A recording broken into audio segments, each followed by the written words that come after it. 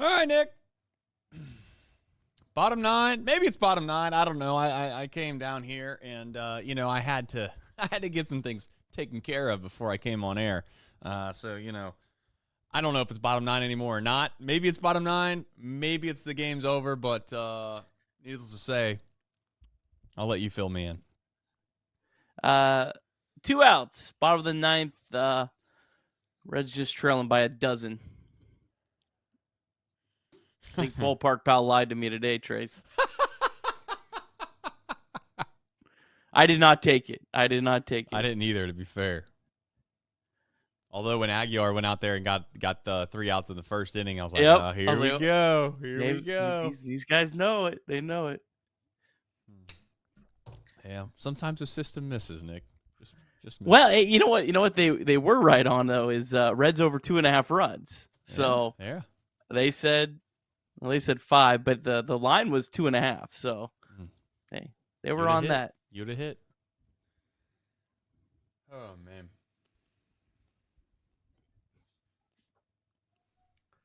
I'm just waiting for that bottom 9 to turn final. Well, Elly's up. He's grinding out on that bat right now. 3-1 count. You love to see it. Nice. Blake Dunn had a good day. Got caught out on strikes on something that wasn't strikes, but I don't blame the umpire. Yeah, happy to see Blake Dunn play well. That's that not all I got to. I'll save it because it's really all I got to talk about today. Yeah, it's tough. Really tough is it's gonna be a race to the finish here, Trace, because unless the Reds are able to put up some damage here, the run differential is gonna fall to +5. Uh-oh. So we're in danger. And Elly singles. Love that. If nothing else, it'll make the length of this show respectable the longer they can extend this inning. That's true. That's true. Cause I mean, we don't even have a minor league game yet today. Oh, we're in bad shape on this show. It's a 3-hit day for Elly De La Cruz, though. I didn't even have him on here. I think I'm gonna dump Zulueta. Sorry, Zulu, you're not gonna make the box score because you only gave up 1 run, and that's kind of boring today. Yeah. What was what's the name of the poor kid they threw out there at the very end? Just absolutely just eating it. Brandon Liebrant, the son of Charlie. Okay. Resigns at the plate though, Trace. Wow. Shame. I should turn the game on. Hit a ball pretty well. Slidey catch to end the ball game. All right, folks. Here we go. High drive. Left center field. Racing back to the wall. Bourgeois. The Reds are National League Central Division champions. In the air, left center field. Did he? He did. He did. Reds win. Line to the right field. Genius, the first Red ever with 4 home runs in a game. Can you believe it? In the air, down the right field line. Does it have a chance? The Reds have won on a 3-run home run on opening day by Ramón Hernandez. A strike away and out away is Homer Bailey. Ground ball to third. Frazier gloves. Throw to first, and Homer Bailey, for the second time in his major league career, has tossed the no-hitter. Oh, God. Are you kidding me? Holy Moses, the second player in major league history to hit 7 home runs in the first 10 games. In the air, and the Reds win. What a dream beginning to a career of Jay Bruce. All right, it is a day game. Special businessman special of Chatterbox Reds. Reds, however, they fall, and boy do they fall big.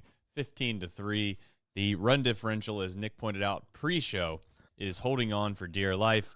Perhaps that's something we'll follow down the stretch because I don't know if there's much else to follow at this point outside of maybe, just maybe, we're going to start seeing some of these guys that are maybe not big leaguers, if we're being completely honest, get some opportunities. And maybe that's, I don't know, going to be somewhat interesting to watch. However, I guess if you were interested to watch those guys, you could just watch the Bats play. But since the Bats are about over, I guess they'll stick on the Reds for just a bit. But outside of that, ho-hum, congrats to the Atlanta Braves. You know what's funny is I actually watched this game, and I'm kind of in a spot where I'm at a loss for words on what exactly we should talk about. That doesn't happen too often, but in a season like this, in a situation like this, boy, I'll tell you, I'll say this. They let everybody know that the season was over by the performance today. Just saying. Yeah. Well, Box I don't know. recap. I mean, Is that what you want to do? I guess. They had 3 pitchers that just, aren't really big league pitchers that didn't perform well against the Braves team they needed to win. So I don't know. I mean, we'll see. I'm interested to see how they play this weekend against the Pirates. Talk more about that at the end, but I think that'll kind of give you a better gauge of if, like they quit on the season or anything. I wasn't trying to suggest they quit on the season. I was just suggesting that the performance that came the day after the season ended on a day game. Just seemingly the same way that perhaps some people celebrate when they win a division. I wonder if there was some folks that decided they were going to go out and have some brews on the night or on the town last night, and they were like, "Yeah, we got a day game tomorrow against the Braves. Who's throwing?" They said Chris Sale's throwing. They're like, "Who do we got?" We got Aguiar, and they're like, "All right, let's go get a night out on the town, boys." Maybe I'm wrong. Maybe they didn't do that. I would hope that Aguiar, Zulueta, and Liebrand didn't have that mindset because their, big league careers are kind of hanging in the balance. Yeah, well, they will tonight. Yeah. Well, all right. You ready for it? As ready as I'll ever be. All right, the Cincinnati Reds taking on the Atlanta Braves, the rubber match of a 3-game series at Great American Ballpark. Braves enter 2 games out of the final wild card spot. Julian Aguiar, he retired the first 3 batters, but then he gave up a leadoff home run to Matt Olson in the second. Aguiar then gave up a 2-out, 3-run home run in the top of the third, and the Reds trailed 4-0 to NL Cy Young frontrunner Chris Sale. The Reds offense did put together some solid at-bats in the bottom of the third. Blake Dunn led off with a single in his first start since July 7th. Dunn then stole second and third base. Jonathan India singled home Dunn to make it a 4-1 game. Elly De La Cruz then hit a breaking ball the opposite way for a single. Spencer Steer walked to load the bases, but then Ty France hit into a double play to end the inning, and it would quickly be all downhill from there. Aguiar hit the first 2 batters with pitches in the 5th, gave up a double to Ozuna, and his day was done. Yasver Zulueta came in. He gave up a 3-run home run to Matt Olson. That made it 8-1 Braves. And as ugly of a day as it was for the Reds, it was a day that Blake Dunn will never forget. He hit his first career home run off of Chris Sale in the 5th to make it an 8-2 game. But the Braves will put up 7 more runs on 10 hits against the sacrificial lamb and Brandon Liebrand. Braves win 15-3. Reds now 74-80 on the season. Reds would need to go 7-1 the rest of the way to finish 500. All right, we got a deep drive of the day thanks to Blake Dunn. It is his first career home run, and it was an absolute missile to center field. 105.3 off the bat, 422 feet. That would cut the deficit to 8-2. Win probability, unfortunately, only shot up to about 3.9%. But you know what? Blake Dunn, shout out to him. Had a hell of a day against Chris Sale, something he probably will never forget. And DSC, it's a deep drive of the day. It's something we'll never forget either. And why? You might ask? Well, it's because they're a leader in renewable commodities specializing in biofuel production, used cooking oil collection, aggregation, and sales. Visit www.deepsouthcommodities.com for more information. And thank you to those guys at DSC for supporting this show. And today, I guess we'll start with the fact that Aguiar just didn't have it. I mean, he started off well, But let's face it, he's facing a good team. The Braves are a good team. They're hungry. They're playing starving baseball at this point. I mean, they're looking up to try to hope that teams are going to lose between the Mets and the Diamondbacks to get themselves an opportunity to get into the postseason. And I don't know if they're going to get there, but they certainly showcased today to Aguiar at least why they might. And I don't really have too much to pile on Aguiar about. I just think that at some point, when you're young, I actually think this will happen to Rhett Lauder at some point too. It's going to happen to everybody. Today was Aguiar's day, and as Barry Larkin mentioned 95 times during the broadcast, he just left the ball over the plate. Yeah, and his pitches just flat out aren't good enough to leave over the plate. I mean, if he wants to have any success in the big leagues, he's got to be a lot more crafty. That sinker is just, it's getting hit pretty hard this year. So I like his changeup. I think his changeup's a solid pitch, but he's going to have to work on the other pitches if he wants a chance to stick. And look, there was no plan for Julian Aguiar to be pitching in the big leagues this year. So whatever he does this year is just experience for him. Still incredibly young. He's only 23 years old. So you hope he can just kind of settle in and become a depth piece for the Reds, because that's really all you were ever hoping for with him. I would agree. I mean, he's going to be a mop-up guy. He's going to be essentially the sacrificial lamb in any kind of season that you would suggest is meaningful. Maybe I'm wrong. Maybe he'll find a way to become relatively impactful, but to be honest, at this point in his career, he's not ready to be someone that you rely upon over an extended period of time. And I'm not trying to be disrespectful. And that's as far as I want to go about it, because I don't really like piling on guys that I don't really think that they deserve to be piled on, because they're not in a position. They shouldn't even be put in this position, if we're being honest about having expectations of succeeding, because they're just not ready yet. But they're thrust into this opportunity. I mean, the poor kid started he started in Chattanooga. Yeah, I mean, it's and he just got to Chattanooga at the end of 2023 too. Yeah, so I mean, he was the one guy, and I said it before, he's the one guy that the Reds felt like they weren't really overly concerned about rushing through the system, because he wasn't a shiny toy.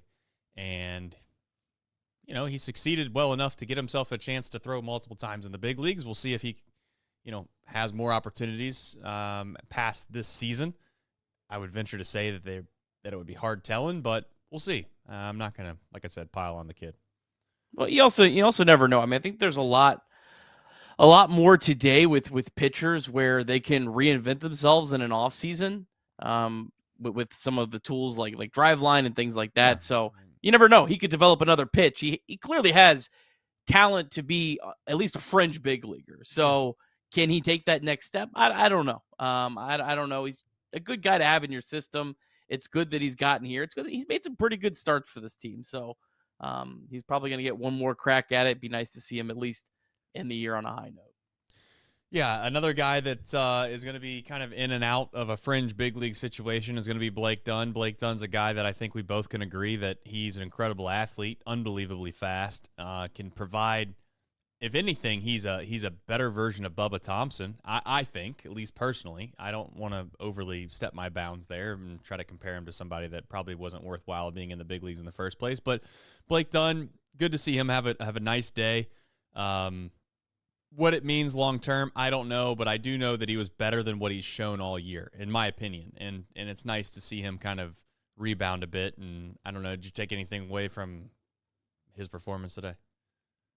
I'm higher on Blake Dunn than I am Julian Aguiar long term. I mean, Blake Dunn was a guy that coming into the year was one of the highest rising Reds prospects, was the minor league player of the year last year. Last year, he hit 23 home runs in the minor league. So it's hopefully you hit your first big league home run. You finally get that out of the way and he can start playing. I'm hopeful that he'll get some playing time here down the stretch. Reds have no games against teams really competing for anything. In fact, the Cleveland Guardians literally just clinched a playoff spot. I think they still have to clinch the division, but they're well on their way. So I think it'll be think you'll see a lot different lineups is my guess the rest of the season. I think you'll probably see a lot more Dunn, a lot more Benson, a lot more Hines, maybe kind of mix and match with those guys. But I think Blake Dunn has a potential to be the next, I don't know, people take this, the next Stuart Fairchild more than Bubba Thompson. Sure. I think he could be a legitimate, bona fide, platoon fourth, fifth outfielder. Like you said, he stole 54 bases last year in the minor, hit 23 home runs. So, again, the Reds clearly should not have Blake Dunn be in their plans to start 2024.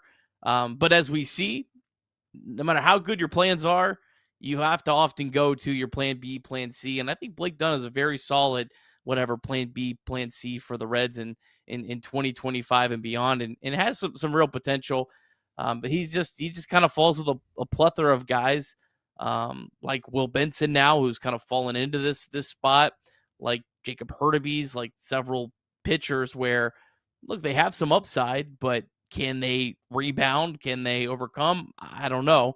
But you want to have those guys in your system. And the most difficult thing for the Reds right now is figuring which of those guys to keep on your 40-man and which one it's not. And that's a very difficult task, I think, going into this offseason.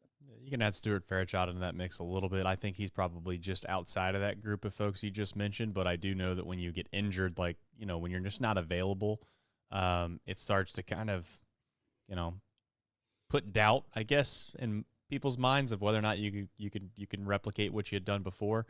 So we'll see. I mean, it's going to be the thing that semi stinks about the whole thing, Nick, is that nobody's stuck out so well that you can just guarantee that they should belong, because inevitably, whether it's Will Benson, Stuart Fairchild, maybe Blake Dunn or whoever else, like when their time comes to where you got to make a decision on the 40-man, I could see one of these guys leaving the Red system and having success somewhere else. And Stuart Fairchild probably is a guy I think for sure could do that. However, I'm not going to sit here and fight the fight and stand on top of a mountain and scream that, you can't do this or that and yell about Stuart Fairchild.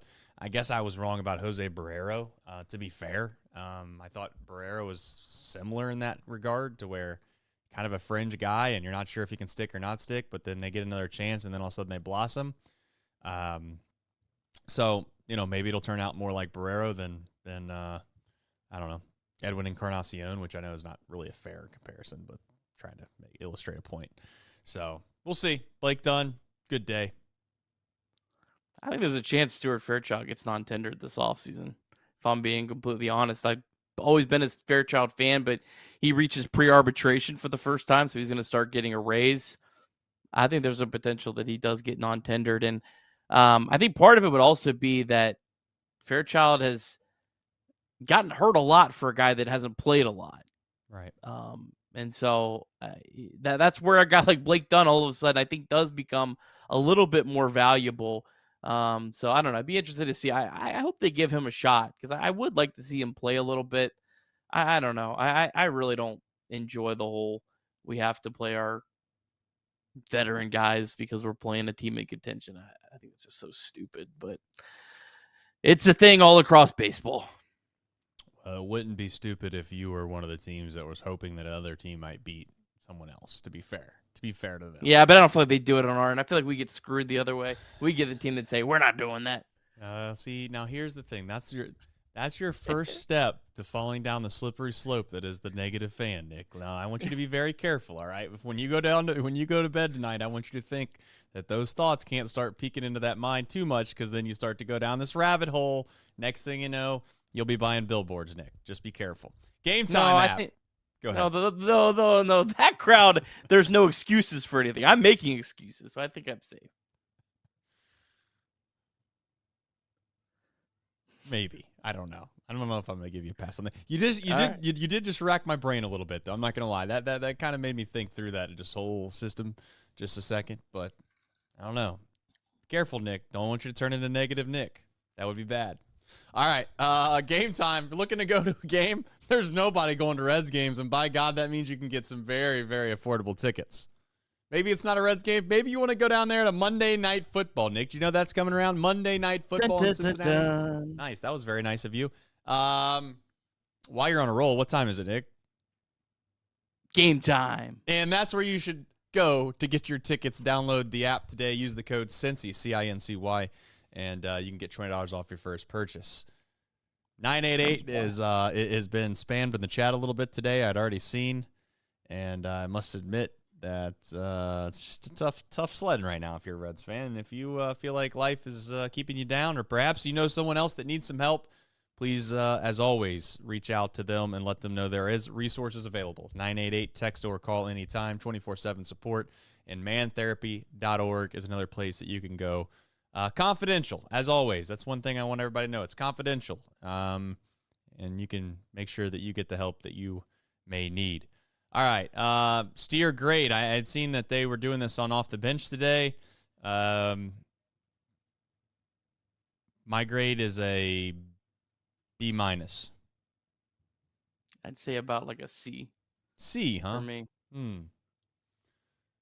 Well, he gets at least a C, a mid-level C, C+ in my opinion, just for being healthy as much as he's been the last 2 seasons.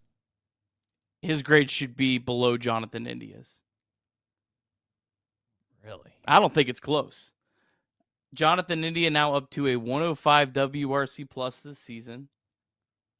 Spencer Steer is at a 102 WRC plus. Spencer Steer, all defensive metrics say he's been, or Jonathan India, all defensive metrics say he's at least been average. I think that might be a little too rosy, but Spencer Steer, there's nothing that said he's ever been good defensively.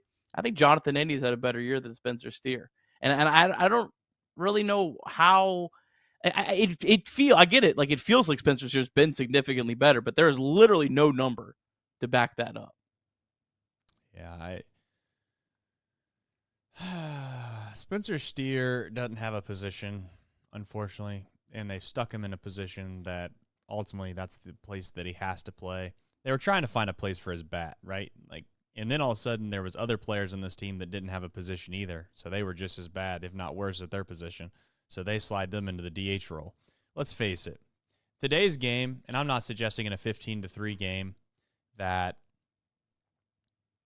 the Reds ever had a chance of truly winning this game, Nick, but I'm going to tell you something. That double play that the Braves turned, it gets glossed over in a day like today. It gets completely glossed over. Nobody remembers it. No one cares about it, but I remember it.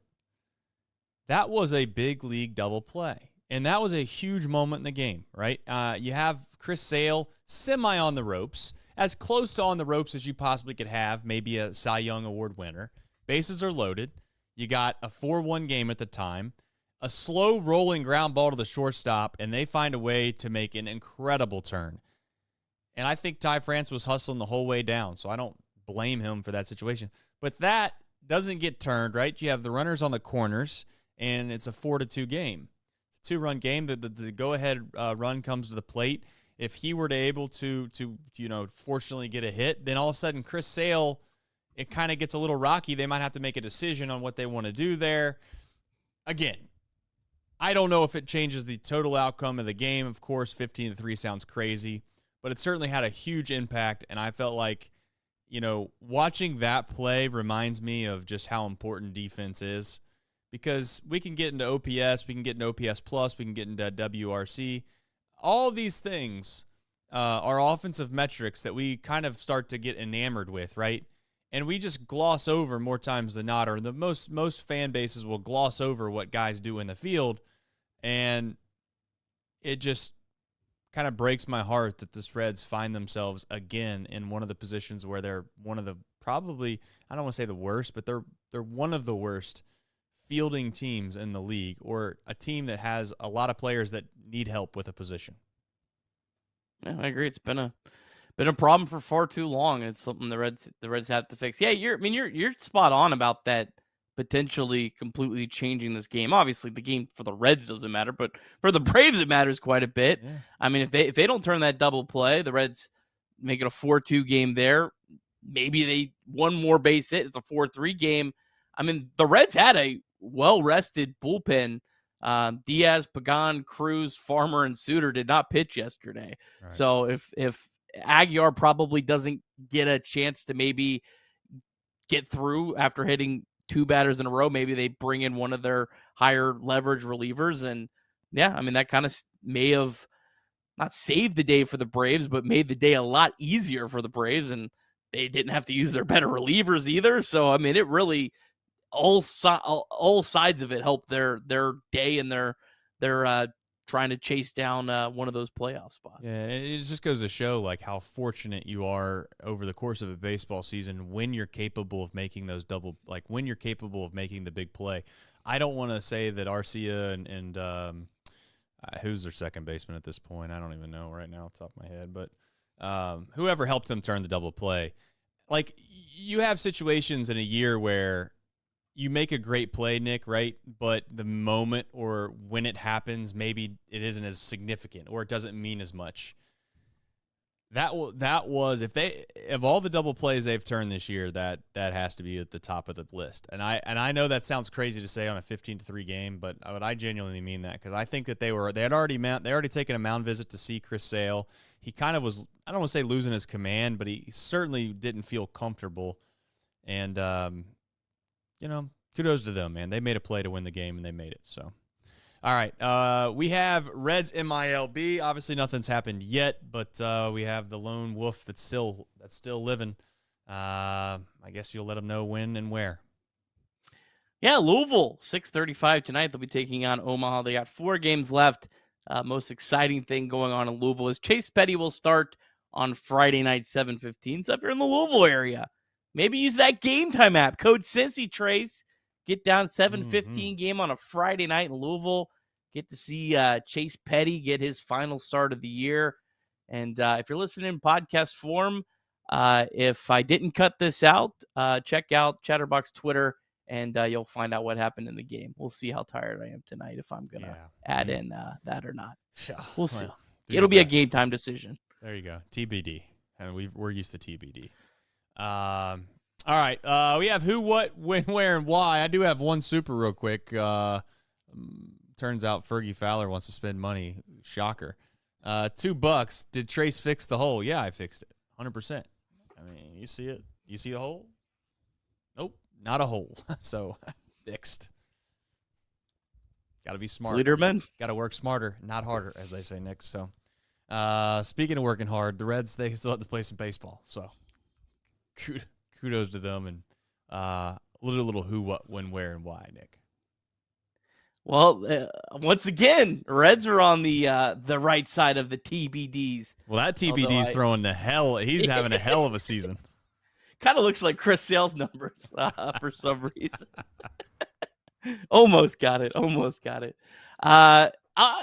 it looks like it could be a pretty fun series pitching wise.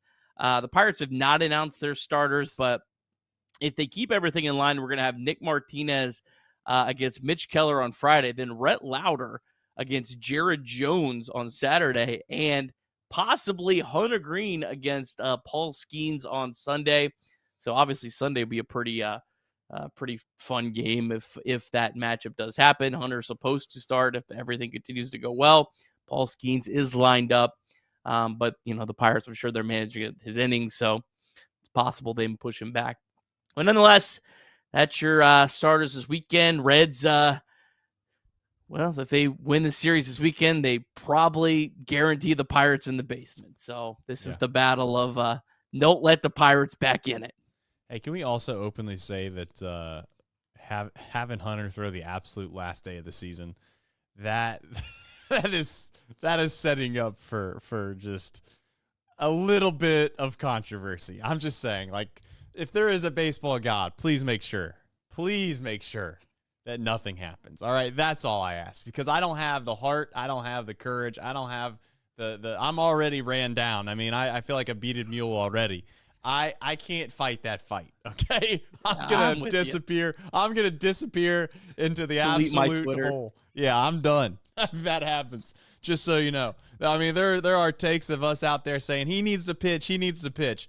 I'll openly admit, I don't love the idea of a guy going out there on the absolute last game of the season for the first time in a while. So we'll see. Last home game. Last home game. Yes, We to do be still have clear. another week, Trace. Yes, I know. This isn't it. I Yeah. just want to make sure. Well, I you're got 2 aware. off days next week, so that's helpful. I'm appreciative of those. All right. As always, the Bengals. There is a Bengals podcast and a Bearcats podcast. Check those out. I know our season is wrapping up, and we very much appreciate if you continue to support them. They have a live stream tonight from Champions. That would be tonight at 7:00, and of course, they're always live in the game. I'm talking about Chatterbox Bengals, of course, and then Chuck and Houdini. They will be after every men's football game and men's basketball game. I guess the men's football would kind of be like an obvious statement, but hey, just making sure we're clear on whose team it is. Like the stream if you haven't already. It's on the rundown, so I have to say it. But hey, here we are, chat. This is where we're at. September 19th, 2024, and I got to be honest with you, Nick. I was really concerned about the 10-minute show thing that we've always joked about, and we made it a lot longer than that. So, I guess it's about time for that time. Well, if you're looking for encouraging words or some motivational speech, you're not getting it from me today. I will tell you this, though. Go touch some grass, get outside, enjoy the weather, and just realize that it's not all too bad. It's not all too bad. We just got to get healthy, Got to get healthy, have the ball bounce our way a couple times, and boom, right there we are in the NLCS. All right, that's all I got. Love you. Take care of yourselves. For myself and Nick Kirby, we'll see you better than ever another day.